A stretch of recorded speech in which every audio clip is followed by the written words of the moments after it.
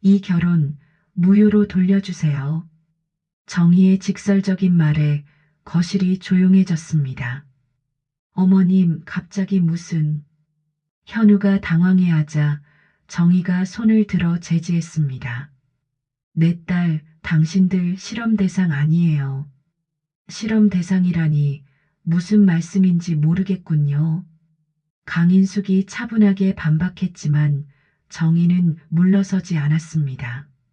며느리 교육이라는 명목으로 내 딸의 인격을 바꾸려 한 것, 친정과의 연락을 차단한 것, 과거의 자신을 지우라고 강요한 것. 이게 정상적인 며느리 교육인가요? 가스라이팅이지? 좋아요. 버튼 꾹 눌러주세요. 무료예요. 돈 한 푼 안 들어요. 시청하시는 모든 분들 건강하시고 오늘도 사랑합니다. 시장 골목 깊숙한 곳, 오래된 분식집 윤순애에서는 오늘도 튀김을 튀기는 뜨거운 기름 소리가 요란합니다. 그리고 윤정이는 능숙한 손놀림으로 떡볶이를 접고 있었습니다. 엄마, 오늘 일찍 끝내자. 현우 오빠랑 약속 있어. 뒤편에서 그릇을 정리하던 수진이 말했습니다. 33의 나이에도 엄마 곁에서 장사를 도우는 딸을 보며 정희는 마음 한편이 미안했습니다. 간호사로 일하면서도 틈날 때마다 와서 도와주는 딸이 고마우면서도 이제는 자신만의 행복을 찾았으면 하는 바람이 컸거든요. 그래, 알았어. 그런데 그 사람 정말 괜찮은 거지? 정희가 물으니 수지는 환한 미소를 보였습니다. 엄마, 이번 사람은 달라. 진심이 느껴져. 나한테 정말 잘해주거든. 수진의 얼굴에 스며든 행복한 빛을 보며 정희는 안도했습니다. 딸이 20대 후반부터 몇 번의 연애를 했지만 이렇게 확신에 찬 모습은 처음이었거든요.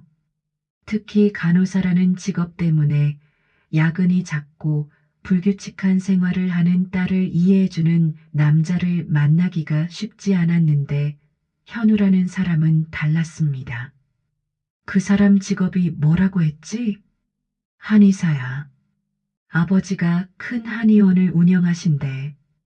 현우 오빠도 거기서 일하고 있어. 한의사라니 안정적이고 좋은 직업이었습니다. 정희는 속으로 안심했습니다. 딸이 고생 없이 살 수 있을 것 같았거든요. 하지만 동시에 걱정도 스쳤습니다. 혹시 집안 격차 때문에 딸이 위축되지는 않을까 하는 마음이었죠. 엄마는 분식집을 하고 있고 상대방은 한의원 집안인데 괜찮을까? 수진이 정희의 마음을 읽기라도 한 듯 말했습니다. 엄마, 그런 건 중요하지 않아. 현우 오빠는 그런 사람이 아니야. 오히려 엄마가 혼자서 나를 키워준 걸 존경한다고 하더라. 그 말을 들으니 정희의 마음이 한결 가벼워졌습니다. 좋은 사람을 만났다는 안도감과 함께 이제 정말 딸을 보내줘야 할 때가 온 것 같다는 생각이 들었거든요. 저녁 무렵 현우가 분식집을 찾아왔습니다. 키가 크고 단정한 인상의 남자였습니다. 정희에게 정중하게 인사를 건네는 모습에서 교양과 예의를 느낄 수 있었죠. 어머니, 안녕하세요. 항상 수진이가 어머니 이야기를 많이 해서 뵙고 싶었습니다. 아이고, 그래요? 우리 수진이가 신세 많이 지죠. 무슨 말씀을요?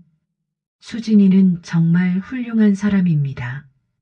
현우의 눈빛에서 수진을 바라보는 진심 어린 애정을 읽을 수 있었습니다. 정희는 마음이 놓였습니다. 딸이 진짜 좋은 사람을 만난 것 같았거든요. 그런데 언제쯤 부모님께 인사드릴 수 있을까요? 현우가 조심스럽게 물었습니다. 수진이 엄마를 바라보며 말했습니다. 엄마 어때? 이번 주말에 상견례 어떨까? 그래. 내가 좋다면 나야 뭐. 정희는 웃으며 고개를 끄덕였습니다. 하지만 그때 수진의 휴대폰 화면에 깜빡이는 문자 메시지를 보는 순간 정희의 얼굴이 순간 굳어졌습니다. 발신자 이름이 정태식이었거든요. 그 이름을 본 순간 정희의 가슴이 철렁했습니다. 마치 오래전 묻어두었던 기억이 한순간에 되살아나는 것 같았죠. 아니, 설마 그 사람일 리는 없겠지. 정태식이라는 이름이 흔한 이름이니까. 정희는 애써 자신을 달랬습니다. 하지만 가슴 깊은 곳에서 올라오는 불안감을 지울 수는 없었습니다. 그 이름, 정태식? 40년 전 자신의 인생을 송두리째 바꿔놓았던 그 남자의 이름이었으니까요. 상견례 당일 수지는 평소와 다르게 단정한 정장을 차려입고 거울 앞에서 몇 번이고 매무새를 다듬었습니다. 정희도 오랜만에 꺼낸 정장을 입고 딸 옆에 섰죠. 엄마, 괜찮지? 너무 긴장되네. 괜찮아. 내가 좋아하는 사람이니까 분명 좋은 분 들릴 거야. 정희는 딸을 안심시키며 말했지만 마음 한편으로는 며칠 전부터 계속 맴도는 불안감을 떨칠 수 없었습니다. 정태식이라는 이름이 머릿속에서 떠나지 않았거든요. 택시를 타고 시댁으로 향하는 길, 수지는 계속해서 현우와 통화를 하며 마지막 점검을 했습니다. 응, 엄마랑 지금 가고 있어. 아버님께서 뭘 좋아하신다고? 아, 그래. 알았어. 수진이 전화를 끊고 정희에게 말했습니다. 엄마, 현우 오빠 아버지가 전통을 중시하시는 분이래. 예의 바르게 인사드리자. 그래, 알았어. 정희는 대답했지만 가슴이 점점 두근거렸습니다. 택시 창밖으로 보이는 풍경이 점점 고급스러워지고 있었거든요. 큰 저택들이 늘어선 주택가에 도착했을 때 정희는 이곳이 자신이 살던 세상과는 다른 곳이라는 걸 실감했습니다. 여기야, 엄마. 저기 보이는 한옥 스타일 집이야. 수진이 가리킨 집은 정말 웅장했습니다. 전통 한옥의 아름다움과 현대적 편의성을 조화롭게 갖춘 집이었죠. 대문 앞에는 정가헌이라는 멋진 현판이 걸려 있었습니다. 그런데 그 현판을 본 순간 정희의 다리가 후들거렸습니다. 정가헌, 정씨 집안의 집이라는 뜻이겠죠. 그리고 정태식. 이제는 우연의 일치라고 생각하기 어려웠습니다. 엄마, 왜 그래? 들어가자. 수진이 정희의 팔을 잡아 끌었지만 정희는 문턱 앞에서 멈춰 섰습니다. 온몸이 떨렸습니다. 40년 전의 기억이 생생하게 되살아났거든요. 엄마, 왜 이래?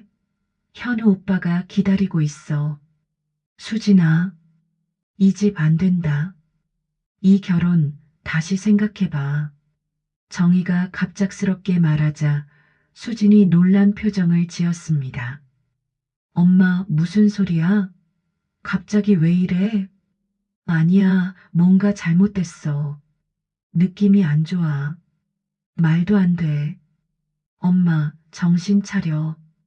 이미 약속한 거잖아. 그때 대문이 열렸습니다. 먼저 현우가 나타나 밝은 미소로 인사했습니다. 어머니, 오셨어요. 어서 들어오세요. 수진아, 어서 와. 그 뒤로 중년 여성이 나왔습니다. 단아하고 우아한 인상의 여자분이었죠. 안녕하세요. 현우 어머니입니다. 강인숙이 정중하게 인사를 건넸습니다. 정희도 어쩔 수 없이 인사를 받았죠. 안녕하세요. 수진이 어머니 윤정희입니다. 그리고 마지막으로 한 남자가 나타났습니다. 여전히 반듯한 체격에 위험 있는 모습이었지만 세월의 흔적이 역력한 얼굴이었죠. 정희는 그 얼굴을 보는 순간 숨이 막혔습니다. 정태식이었습니다. 40년 전 자신과 결혼을 약속했다가 집안의 반대로 파혼했던 바로 그 남자였거든요. 정태식의 눈에도 당혹감이 스쳤습니다. 하지만 이내 평정을 되찾고 단호한 미소를 지으며 말했습니다. 오랜만이군요. 정희 씨. 그 목소리는 여전했습니다. 40년이 지났지만 정희의 기억 속에 생생하게 남아있던 바로 그 목소리였죠. 수진이 이상하다는 듯 엄마와 현우 아버지를 번갈아 보았습니다. 엄마랑 아버님이 서로 아시는 분이에요? 정태식이 차분하게 대답했습니다. 아주 오래전에 잠깐 알고 지낸 사이입니다. 어서 들어오시죠. 정희는 다리에 힘이 빠져 거의 쓰러질 뻔했습니다. 수진이 황급히 엄마를 부축했죠. 엄마, 괜찮아? 얼굴이 새하얘졌어. 괜찮아. 괜찮다. 정희는 간신히 정신을 차리며 중얼거렸습니다. 하지만 마음속으로는 절규하고 있었죠. 이럴 수가. 하필 이 집에 이 남자에게 내 딸을. 현우가 걱정스럽게 물었습니다. 어머니 많이 놀라셨나 봐요. 들어가서 차 한잔 하시면서 천천히 이야기하시죠. 정희는 어쩔 수 없이 고개를 끄덕였습니다. 이미 이 자리에 온 이상 도망갈 수도 없었고 무엇보다 딸 앞에서 이상한 모습을 보일 수는 없었거든요. 하지만 그 집 문턱을 넘는 순간 정희는 직감했습니다. 이 결혼이 시작되면 자신의 딸은 정말로 사라질 거라는 걸 말이죠. 정태식의 시선이 정희를 따라오는 게 느껴졌습니다. 그 눈빛에는 복잡한 감정들이 섞여 있었죠. 그리고 정희는 알았습니다. 이 만남이 우연이 아니라는 걸 말입니다. 상견례는 겉보기에는 무난하게 진행되었습니다. 강인숙이 정성스럽게 준비한 차와 한과가 상에 올랐고 현우는 정중하게 수진과의 만남 과정을 설명했죠. 하지만 정희는 내내 정태식의 시선을 피하며 불편해했습니다. 수진 양은 정말 훌륭한 간호사라고 들었습니다. 현우가 늘 자랑하더군요. 정태식이 차분하게 말했습니다. 그 목소리에는 40년 전과 똑같은 여유로움이 배어 있었죠. 아니에요. 부족한 게 많습니다. 수진이 겸손하게 대답하자 강인숙이 미소를 지으며 말했습니다. 겸손하기까지 하시네요. 우리 현우가 좋은 사람을 만났어요. 대화는 자연스럽게 이어졌지만 정희만은 따로 떨어져 있는 기분이었습니다. 마치 40년 전 그때처럼 자신이 이 자리에 어울리지 않는다는 생각이 들었거든요. 그런데 어머님, 분식집을 운영하신다고 하셨죠? 강인숙이 정희에게 물었습니다. 그 질문에는 미묘한 뉘앙스가 있었죠. 네, 시장에서 작은 분식집을 하고 있습니다. 아, 그러시군요. 참 대단하세요. 혼자서 딸을 키우시면서 사업까지 하시다니.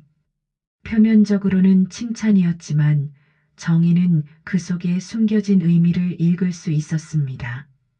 며칠 후 정태식이 정희에게 따로 연락을 했습니다.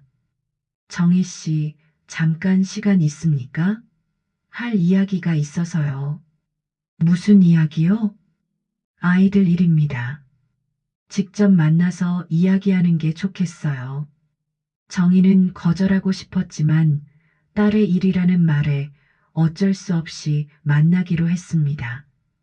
조용한 찻집에서 마주 앉은 두 사람 사이에는 무거운 침묵이 흘렀죠. 이런 식으로 다시 만날 줄은 몰랐습니다.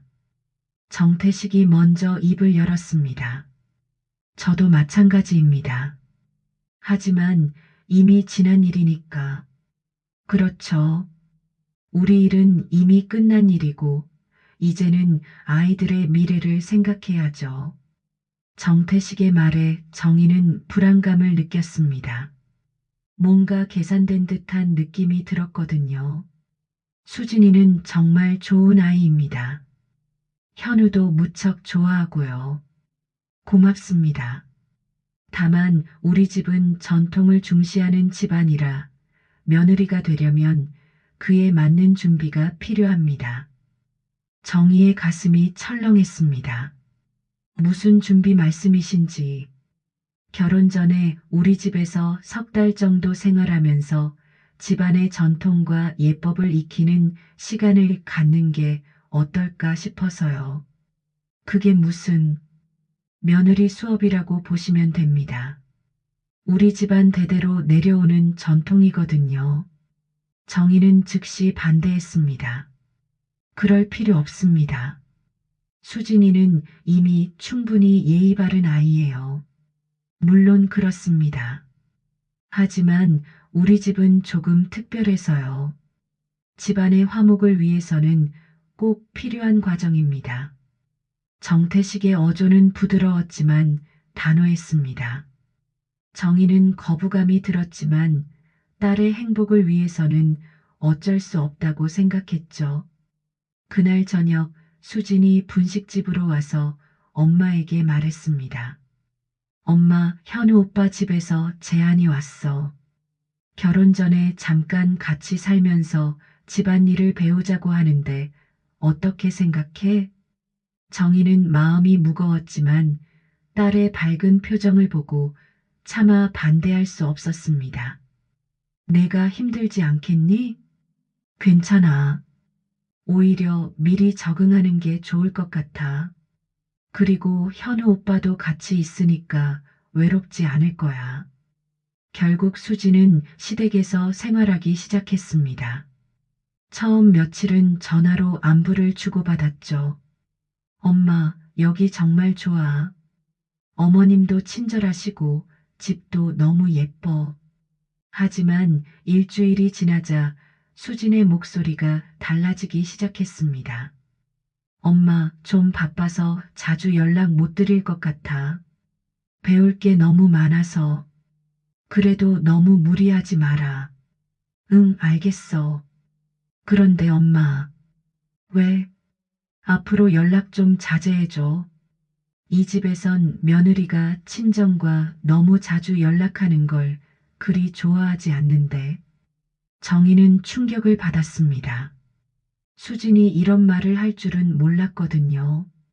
수진아, 그게 무슨... 엄마, 난 이제 이 집 사람이 되어야 해. 이해해줘. 전화가 끊어진 후 정희는 한참 동안 멍하니 앉아 있었습니다. 딸의 목소리에서 뭔가 달라진 느낌을 받았거든요. 마치 다른 사람이 된 것 같았죠. 며칠 더 지나자 수지는 아예 연락을 하지 않았습니다. 정희가 먼저 전화를 걸어도 짧게 대답하고 금방 끊어버렸죠. 엄마, 미안해. 지금 바빠서 나중에 다시 연락드릴게. 정희는 무언가 잘못되고 있다는 걸 직감했습니다. 평소 엄마와 하루도 안 가고 연락하던 딸이 이렇게 변할 리가 없었거든요. 그날 밤 정희는 잠을 이루지 못했습니다. 딸이 점점 자신에게서 멀어져 가고 있다는 생각이 들었죠. 마치 그 집이 딸을 조금씩 삼켜버리고 있는 것 같았습니다. 한 달이 지나자 정희는 더 이상 참을 수 없었습니다. 딸과의 연락이 거의 끊어진 상태였거든요. 마침내 정희는 시댁 근처까지 가서 딸의 모습을 몰래 지켜보기로 결심했습니다. 오후 3시쯤 정희는 정가원 담장 근처에 숨어서 기다렸습니다. 마음이 조마조마했지만 딸이 어떻게 지내는지 확인하고 싶었거든요. 한참을 기다리던 중 대문이 열리고 수진이 나타났습니다. 하지만 정희가 본 딸의 모습은 충격적이었습니다. 평소 밝고 활기찬 수진의 모습은 온데간데 없었죠. 대신 어깨가 움츠러들고 고개를 숙인 채 조심스럽게 걷는 모습이었습니다. 게다가 입고 있는 옷도 평소 수진의 스타일과는 전혀 달랐어요. 수수하고 단조로운 한복 차림이었거든요. 수진 뒤로 강인숙이 따라 나왔습니다. 강인숙은 수진의 걸음걸이 하나하나를 지켜보며 지적했죠. 수진아, 걸을 때 등을 더 펴고 시선은 정면을 보세요. 우리 집 며느리는 품위를 잃으면 안 됩니다. 네, 어머니. 수진의 대답은 기계적이었습니다. 평소 당당했던 딸의 모습과는 너무 달랐죠. 정희는 가슴이 답답해졌습니다. 그리고 목소리도 너무 크지 않게 조심하세요. 여자는 항상 조용하고 차분해야 합니다. 네, 알겠습니다.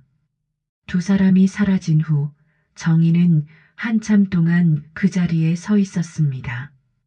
자신이 본 게 정말 딸이 맞나 싶을 정도였거든요. 수진이 마치 다른 사람이 된 것 같았습니다. 그날 저녁 정희는 참지 못하고 수진에게 전화를 걸었습니다. 수진아, 엄마야. 요즘 어떻게 지내니? 엄마, 갑자기 무슨 일이야? 수진의 목소리는 피곤하고 무기력했습니다. 그냥 목소리가 듣고 싶어서. 너 혹시 아픈 거 아니야? 목소리가 이상해. 아니야, 괜찮아. 그런데 엄마 미안한데 빨리 끊어야 해. 지금 시간이. 잠깐만, 수진아. 엄마가 할 말이. 그때 전화 너머로 강인숙의 목소리가 들렸습니다. 수진아, 누구와 통화하는 거예요? 어머니, 엄마랑 잠깐. 이런, 또 친정 어머니와 통화하고 있었군요. 제가 몇 번 말씀드렸죠? 강인숙의 목소리가 점점 가까워졌습니다. 수진이는 이제 이 집 사람입니다. 친정과의 연락은 꼭 필요한 경우에만 하는 게 좋겠어요. 네, 어머니. 죄송합니다. 수진의 사과하는 목소리를 들으며 정희는 분노가 치밀었습니다. 수진아, 엄마 말 들려? 뭔가 잘못되고 있는 것 같은데. 엄마, 아무것도 잘못된 거 없어. 그냥 적응하는 시간이 필요할 뿐이야. 하지만 수진의 목소리에는 확신이 없었습니다. 마치 자신에게 하는 말 같았죠. 수진아, 힘들면 언제든지 집으로 와. 알겠지? 엄마, 고마워. 하지만 난 괜찮아. 정말로. 전화가 끊어진 후 정희는 한동안 멍하니 앉아 있었습니다. 딸의 목소리에서 느껴지는 무력감과 체념이 마음을 아프게 했거든요. 며칠 후 정희는 다시 시댁 근처를 찾았습니다. 이번에는 더 가까이에서 딸의 모습을 지켜보고 싶었거든요. 정원에서 수진이 강인숙과 함께 차를 마시고 있는 모습이 보였습니다. 강인숙이 수진에게 뭔가를 가르치고 있었어요. 수진아, 차를 따를 때는 이렇게 우아하게 해야 합니다. 손목의 각도부터 신경 써야 해요. 네, 어머니. 수진은 몇 번이고 같은 동작을 반복했습니다. 강인숙이 만족할 때까지 계속해서 말이죠. 그리고 앉을 때도 등을 꼿꼿하게 세우고 무릎은 모아서 앉으세요. 우리 집 며느리의 자세 하나하나가 집안의 품격을 나타내는 거니까요. 네, 명심하겠습니다. 정희는 그 모습을 보며 가슴이 미어졌습니다. 자유롭고 당당했던 딸이 마치 인형처럼 조종당하고 있는 것 같았거든요. 그때 강인숙이 수진에게 다가가서 귓속말을 했습니다. 수진아, 기억하세요. 이제 당신은 우리 집 며느리입니다. 친정 어머니의 딸이 아니라 이 집 사람이에요. 그 구분을 명확히 해야 합니다. 수진이 고개를 끄덕이는 모습을 보며 정희는 온몸이 떨렸습니다. 그들이 딸에게서 나와의 연결고리를 끊으려 하고 있다는 걸 직감했거든요. 엄마하고의 추억들도 이제는 정리하는 게 좋겠어요. 새로운 삶을 시작하려면 과거에 매달리면 안 되거든요. 강인숙의 말에 수진이 잠깐 망설이는 듯 했지만 결국 고개를 끄덕였습니다. 네, 어머니. 이해했습니다. 정희는 더 이상 지켜볼 수 없어서 그 자리를 떠났습니다. 집으로 돌아오는 길 내내 눈물이 멈추지 않았어요. 딸이 조금씩 자신에게서 멀어져 가고 있다는 걸 확실히 느꼈거든요. 그날 밤 정희는 분식집에서 혼자 술을 마셨습니다. 딸의 어린 시절 사진들을 보며 중얼거렸죠. 수진아, 엄마가 널 지켜주지 못해서 미안해. 하지만 포기할 수 없어. 넌 내 딸이야. 정희는 마음속으로 결심했습니다. 더 이상 가만히 있을 수 없다는 걸 말이죠. 딸을 되찾기 위해서라면 무엇이든 하겠다고 다짐했습니다. 하지만 정희가 모르는 사이 그 집에서는 수진을 완전히 그들의 사람으로 만들기 위한 더 치밀한 계획들이 진행되고 있었습니다. 분식집 한편에 놓인 작은 상자 안에는 수진이 태어나서부터 지금까지의 소중한 추억들이 가득했죠. 돌잔치 사진, 초등학교 입학식 사진, 간호사 국가고시 합격 소식을 들고 환하게 웃는 사진까지. 수진아, 엄마가 널 혼자 키우느라 얼마나 힘들었는지 아니? 그런데 이제 와서 정희는 술잔을 기울이며 중얼거렸습니다. 마음속에서 억눌러 두었던 분노와 서러움이 한꺼번에 밀려왔거든요. 태식, 당신은 40년 전에 내 인생을 망쳤으면서 이제 와서 내 딸까지 빼앗으려는 거야? 정희의 목소리는 점점 커졌습니다. 그동안 참아왔던 감정들이 폭발하고 있었죠. 그때 갑자기 분식집 문이 열리며 현우가 들어왔습니다. 어머니, 안녕하세요. 현우는 정희의 취한 모습을 보고 당황했습니다. 평소 단정하고 차분했던 정희의 모습과는 너무 달랐거든요. 현우야, 왜 이런 시간에? 수진이가 걱정된다고 하더라고요. 요즘 어머니가 연락도 안 받으시고 이상하시다면서요. 현우의 말에 정희는 쓴웃음을 지었습니다. 수진이가 그렇게 말했다고? 정말로? 네, 그래서 제가 한번 찾아뵙고 싶어서 왔습니다. 정희는 현우를 자세히 바라봤습니다. 착하고 순수해 보이는 이 청년이 과연 그 집에서 벌어지는 일들을 알고 있을까 싶었거든요. 현우야, 너 정말 수진이를 사랑하니? 당연히 사랑합니다, 어머니. 그럼 수진이가 요즘 어떻게 변했는지 모르겠니? 현우가 잠시 망설였습니다. 그의 표정에서 정희는 뭔가를 읽을 수 있었죠. 현우야, 솔직히 말해봐. 수진이가 예전 같지 않다는 걸 너도 느끼고 있잖아. 어머니, 사실은 현우가 입을 열려던 순간 정희는 갑작스럽게 결심했습니다. 이 순진한 청년에게 진실을 알려줘야겠다고 말이죠. 현우야, 내가 알아야 할 게 있어. 정희는 책상 서랍에서 낡은 편지지를 꺼냈습니다.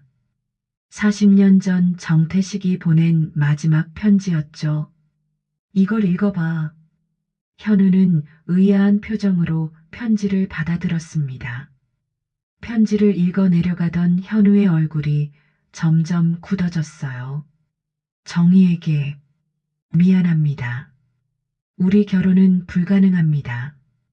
당신 아이까지 책임지려 집까지 나오게 했지만 막상 닥치니 힘들기도 하고 집안에서 절대 반대하고 있고 나도 더 이상 버틸 수 없습니다. 당신을 사랑했지만 현실을 받아들이세요. 앞으로는 연락하지 마십시오. 마이너스 태식? 40년 전의 말이야. 현우는 충격을 받아 말을 잇지 못했습니다. 그런데 집안의 반대로 헤어지게 됐지. 당신은 이미 수진이를 임신하고 있었고, 그럼 수진이는 아니야. 수진이는 내 아버지 딸이 아니야. 수진이 아버지는 따로 있어. 하지만 내 아버지는 그때 나를 버렸고 나는 혼자서 수진이를 키워야 했지. 현우는 머리를 감싸며 주저앉았습니다. 그럼 이 결혼은 우연이 아니라는 말씀인가요? 나도 확실하지는 않아. 하지만 내 아버지의 성격을 알고 있으니까 우연일 리가 없다고 생각해. 정희는 현우에게 마지막 부탁을 했습니다. 현우야, 내가 정말 수진이를 사랑한다면 내 아버지에게 물어봐. 이 결혼이 정말 우연인지 아니면 다른 목적이 있는 건지. 현우는 편지를 꽉 쥐고 일어섰습니다. 어머니, 저도 이상하다고 생각했어요. 아버지가 갑자기 결혼을 서두르시더라고요. 그리고 수진이도 요즘. 수진이가 어떻게 됐는데? 예전 같지 않아요. 너무 조용해지고 항상 눈치를 보고 마치 다른 사람이 된 것 같아요. 현우의 고백을 들으며 정희는 가슴이 터질 것 같았습니다. 현우야, 부탁이야. 수진이를 지켜줘. 그 집에서 수진이한테 무슨 일이 일어나고 있는지 확인해줘. 네, 어머니. 꼭 그렇게 하겠습니다. 현우가 떠난 후 정희는 다시 혼자가 되었습니다. 하지만 이제는 희망이 보였어요. 현우라는 든든한 동료가 생겼으니까요. 다음 날 현우는 아버지를 찾아갔습니다. 정태식은 서재에서 책을 읽고 있었죠. 아버지, 할 말이 있습니다. 무슨 일이냐?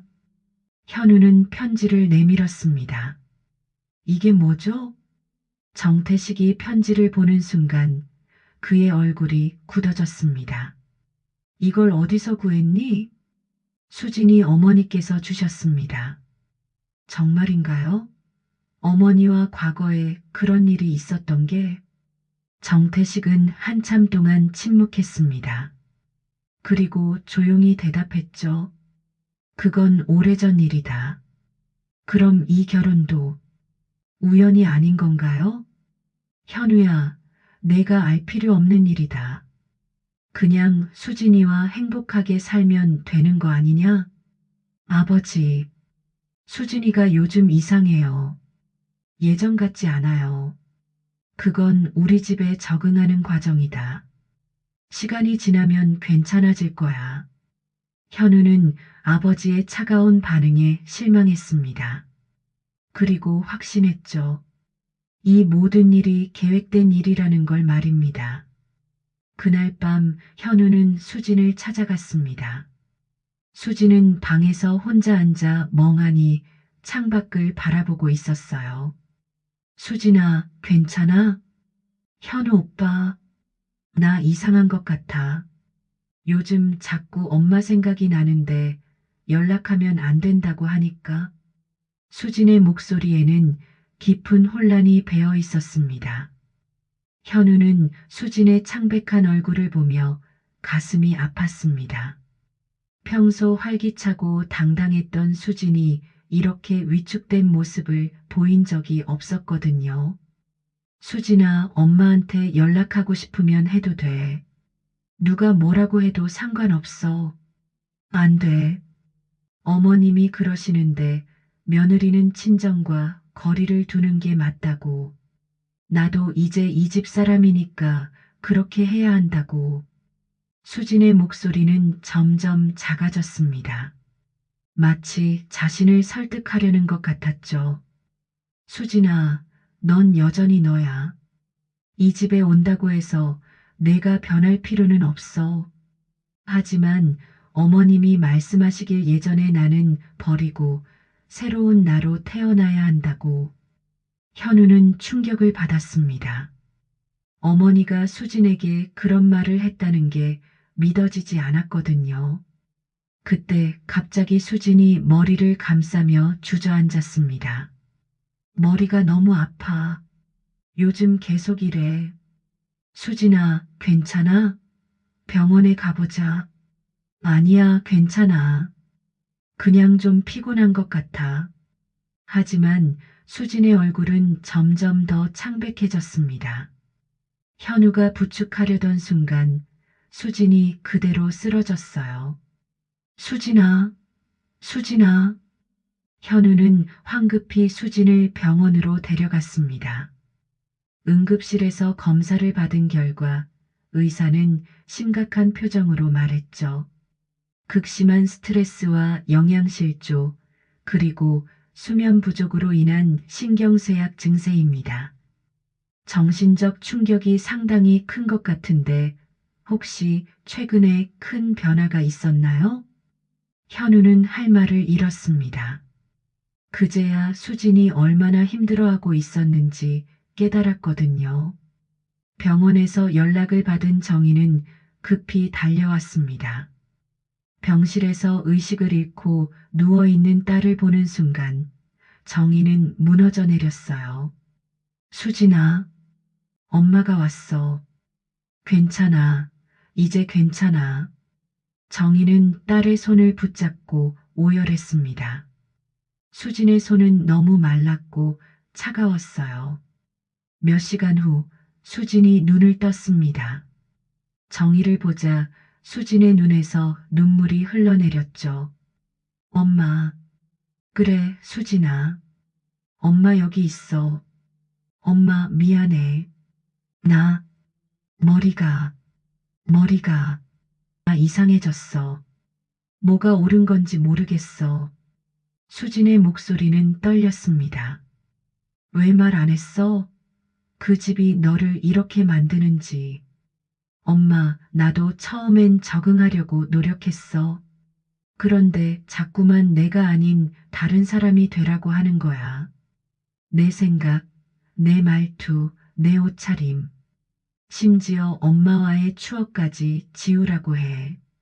정희는 분노로 온몸이 떨렸습니다. 어머님이 말씀하시길 과거의 나는 죽고 새로운 나로 태어나야 한다고. 그래야 진짜 이 집 며느리가 될 수 있다고. 미친 소리야. 넌 내 딸이야. 누구의 소유물이 아니라고. 그때 병실 문이 열리며 강인숙과 정태식이 들어왔습니다. 강인숙은 정희를 보자 차가운 표정을 지었죠. 수진이 상태가 어떤가요? 강인숙이 의사에게 물었지만 정희를 향한 시선은 곱지 않았습니다. 일단 안정은 찾았지만 당분간 절대 안정이 필요합니다. 특히 정신적 스트레스를 받지 않도록 주의해야 해요. 의사의 말에 정희가 강인숙을 쏘아봤습니다. 정신적 스트레스라니. 우리 며느리가 무슨 스트레스를 받았다는 건가요? 강인숙이 마치 모르는 듯 물었습니다. 어머님, 지금 무슨 말씀을? 현우가 끼어들려 했지만 정태식이 제지했죠. 현우야, 조용히 해. 정희는 더 이상 참을 수 없었습니다. 당신들이 내 딸을 이렇게 만든 거잖아. 며느리 교육이라는 명목으로 세뇌시킨 거지. 어머님 말씀을 조심하세요. 우리는 수진이를 위해서라고 내 딸 인격을 말살시키는 게 위해서라는 거야? 두 사람의 언성이 높아지자 수진이 괴로워했습니다. 그만해. 제발 그만해. 수진의 절규에 병실이 조용해졌습니다. 수진은 고개를 들어 강인숙을 바라봤어요. 어머님, 저는 예전에 제가 되고 싶어요. 수진아, 무슨 소리니? 너는 이제 우리 집. 아니에요. 저는 윤수진이에요. 정수진이 아니라요. 수진의 외침에 모두가 놀랐습니다. 그동안 순종적이었던 수진이 처음으로 반항한 거였거든요. 저는 엄마와의 추억을 지우고 싶지 않아요. 제가 살아온 33년을 부정하고 싶지 않다고요. 강인숙의 얼굴이 굳어졌습니다. 수진아, 지금 정신이 혼란스러워서 그런 말을 하는 거야. 치료받고 나면. 아니에요. 저는 정신이 멀쩡해요. 오히려 이제야 정신을 차린 거예요. 정희는 딸의 당당한 모습을 보며 안도했습니다. 아직 늦지 않았다는 생각이 들었거든요. 수진아, 엄마가 데리고 갈게. 이제 그만 나와. 어머님, 그럴 수는 없습니다. 수진이는 우리 집 며느리예요. 정태식이 차분하지만 단호하게 말했습니다. 며느리라고? 아직 결혼식도 안 올렸는데 무슨 며느리야. 이미 약혼한 사이이고 우리 집에서 생활하고 있으니 사실상 며느리나 다름없습니다. 정태식의 말에 정희는 분노가 치밀었습니다.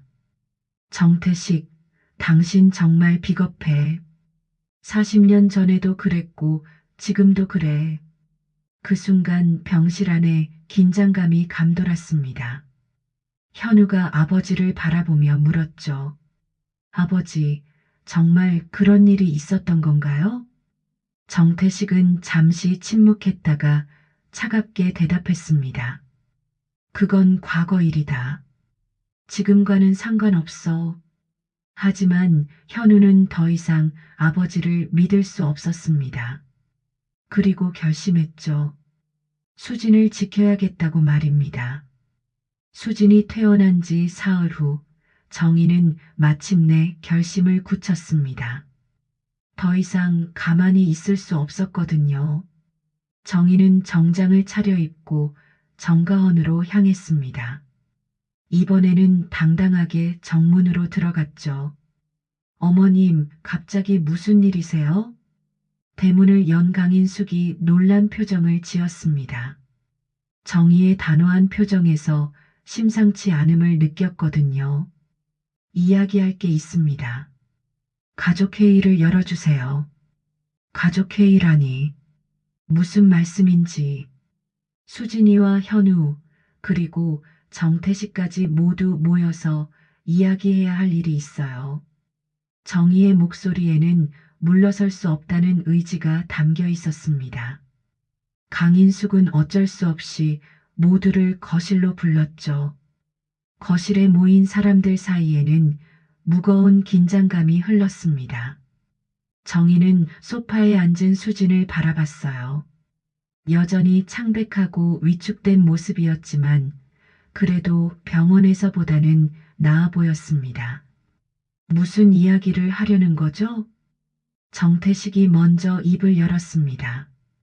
여전히 위험 있는 목소리였지만 정희는 더 이상 그에게 위축되지 않았어요.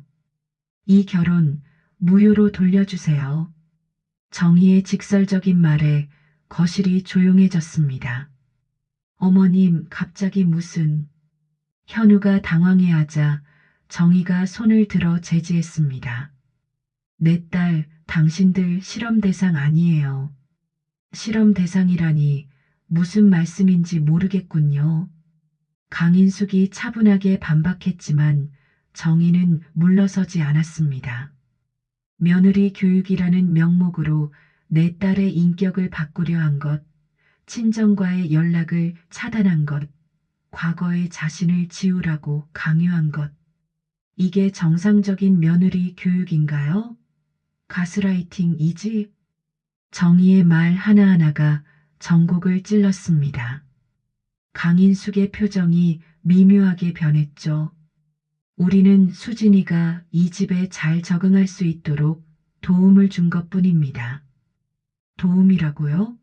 내 딸이 신경쇠약으로 쓰러질 때까지 몰아붙인 게 도움이라는 거예요? 정의의 목소리가 높아졌습니다. 그동안 참아왔던 분노가 터져 나왔거든요. 정태식이 비웃으며 말했습니다. 정희 씨, 넌 예전에도 이랬지. 감정적으로 대처하기만 하고. 감정적이라고요? 내가 감정적이라고요? 정희가 벌떡 일어섰습니다. 정태식, 당신이야말로 감정적이잖아. 40년 전 나를 버리고 살았으면서 왜 내 딸에게 손을 뻗친 거야?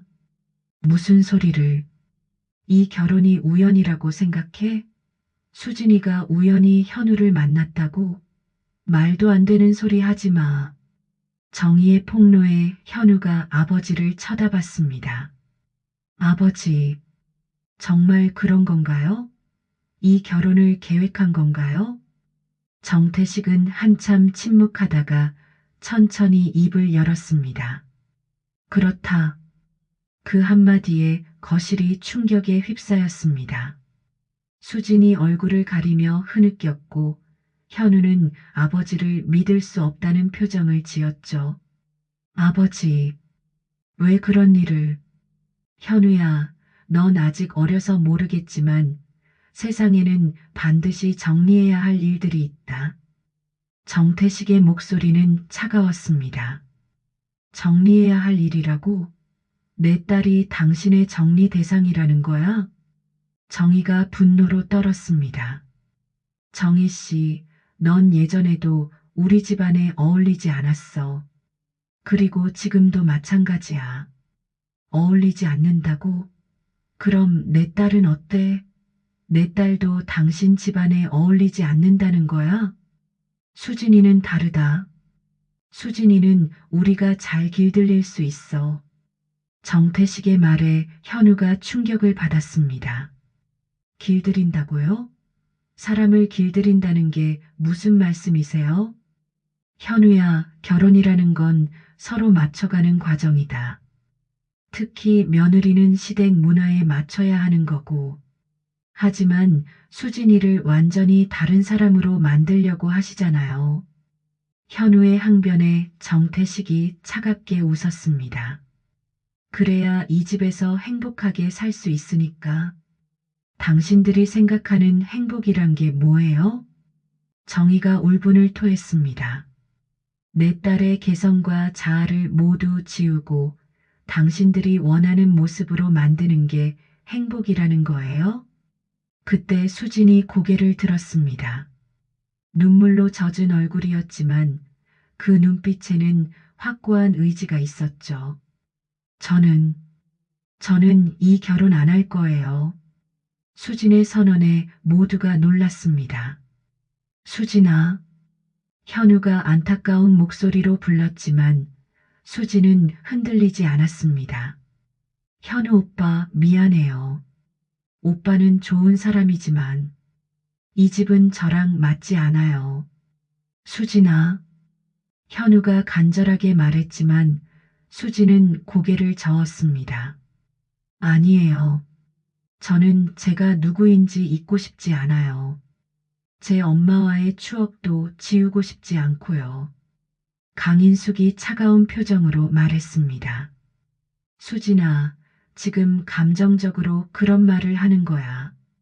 시간이 지나면 감정적인 게 아니에요. 수진이 단호하게 외쳤습니다. 저는 윤수진이에요. 윤정희의 딸이고 시장 분식집에서 자란 평범한 여자예요. 그게 바로 저예요.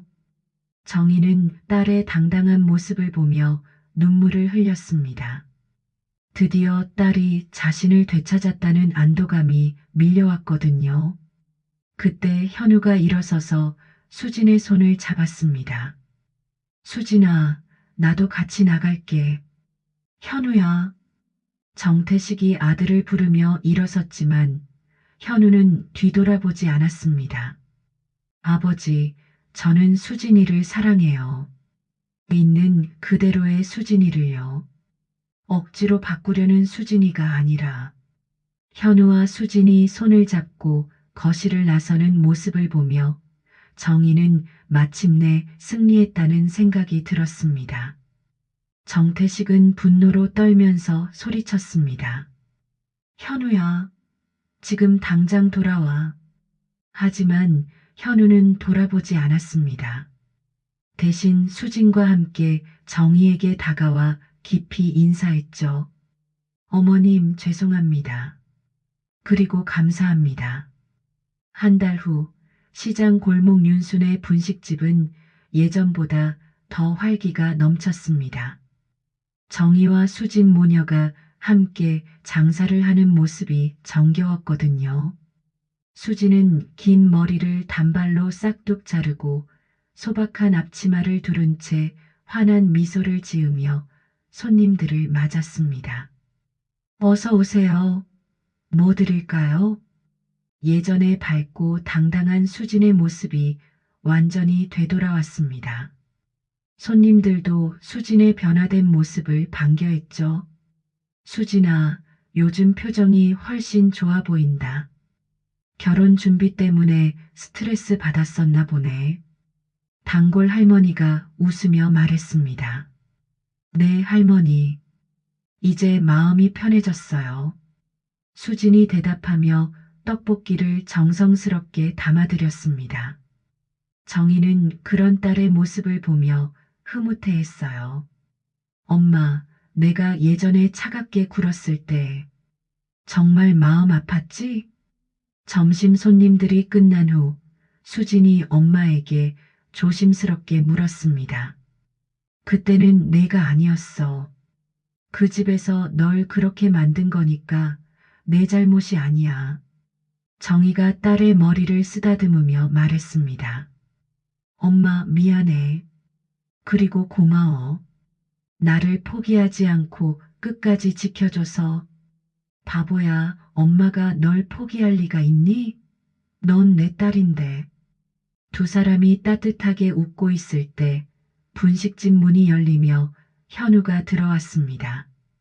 정장 대신 편안한 옷차림이었고 얼굴에는 예전과 다른 자유로운 미소가 있었죠. 어머니, 수진아.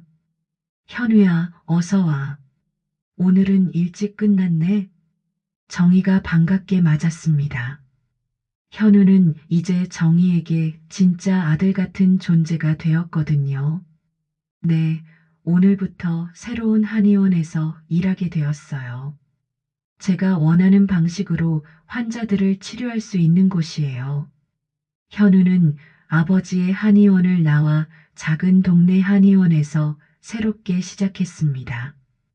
비록 규모는 작았지만 자신만의 신념을 가지고 환자들을 대할 수 있었죠. 그래, 잘했어. 자기가 하고 싶은 일을 하는 게 최고야. 어머니 덕분이에요. 어머니가 용기를 주지 않았다면 저도 아직 그 집에서 억눌려 살고 있었을 거예요. 현우의 말에 정희는 뿌듯해했습니다. 그런데 집에서는 뭐라고 안 해? 수진이 걱정스럽게 물었습니다. 처음엔 많이 화내셨지만 이제는 포기하신 것 같아요. 제가 돌아올 생각이 없다는 걸 아시니까. 현우는 독립해서 원룸에서 혼자 살고 있었습니다. 어렵지만 자유로웠죠. 수진아, 나 한 가지 제안이 있어. 현우가 수진의 손을 잡으며 말했습니다. 뭔데? 우리 다시 시작해보자. 아무도 간섭하지 않는 곳에서 우리만의 방식으로. 현우의 진심 어린 제안에 수진이 미소를 지었습니다. 좋아. 하지만 이번엔 정말 천천히 해야 해. 서로를 있는 그대로 알아가면서. 당연하지. 급할 것 없어. 평생 함께 할 건데. 두 사람의 대화를 듣고 있던 정희는 마음이 따뜻해졌습니다. 이제야 딸이 진짜 사랑을 찾았다는 생각이 들었거든요. 그런데 엄마, 나 한 가지 바꾸고 싶은 게 있어. 수진이 갑자기 말했습니다. 뭔데? 가게 이름 말이야. 윤순의 분식집에서 윤수 엄마 딸 분식집으로 바꾸면 어떨까? 그게 뭔 이름이야. 너무 길어. 정희가 웃으며 고개를 저었습니다. 그럼 모녀 분식집은 어때? 그것도 뭔가 이상해. 세 사람이 웃으며 이야기하고 있을 때 수진이 번뜩 아이디어가 떠올랐습니다. 엄마, 진짜 가족이 함께하는 분식집은 어때? 너무 길어. 그럼 진짜 가족 분식? 정희가 잠시 생각해 보더니 고개를 끄덕였습니다. 그래, 좋네. 진짜 가족 분식. 그날 저녁 세 사람은 함께 새로운 간판을 만들었습니다. 정희와 수진이 글씨를 쓰고 현우가 예쁘게 꾸몄죠. 비록 어설펐지만 정성이 가득 담긴 간판이었습니다. 간판을 다는 모습을 보며 정희는 감회가 새로웠습니다. 40년 전 정태식에게 버림받았을 때 홀로 딸을 키우며 이 분식집을 시작했던 기억이 떠올랐거든요. 그때는 앞이 막막했지만 지금은 달랐습니다. 진짜 가족이 함께 있었으니까요. 엄마, 무슨 생각해? 수진이 물었습니다. 그냥 우리가 이렇게 함께 있다는 게 참 다행이라는 생각. 엄마, 앞으로도 계속 함께 있을 거야. 아무도 우리를 떼어놓을 수 없어. 수진이 엄마의 어깨에 머리를 기대며 말했습니다. 현우도 두 모녀의 옆에 서서 새로운 간판을 바라봤습니다. 진짜 가족 분식집 마이너스 진심과 정성으로 함께합니다라고 적힌 간판이었죠. 어머니, 수진아, 저도 이 가족의 일원이 될 수 있을까요? 당연하지. 넌 이미 우리 가족이야. 정희가 현우의 어깨를 다독이며 말했습니다. 그날 밤 세 사람은 분식집에서 함께 저녁을 먹었습니다. 정희가 정성스럽게 만든 라면과 김밥, 그리고 수진이 끓인 된장찌개까지 따뜻한 식사였죠. 멀리서 바라본 분식집은 작고 소박했지만 그 안에는 세상에서 가장 소중한 것들이 가득했습니다. 서로를 있는 그대로 사랑하고 이해하는 진짜 가족의 모습이 말이죠. 오늘도 함께 해주셔서 참 고맙습니다. 우리 또 만나요.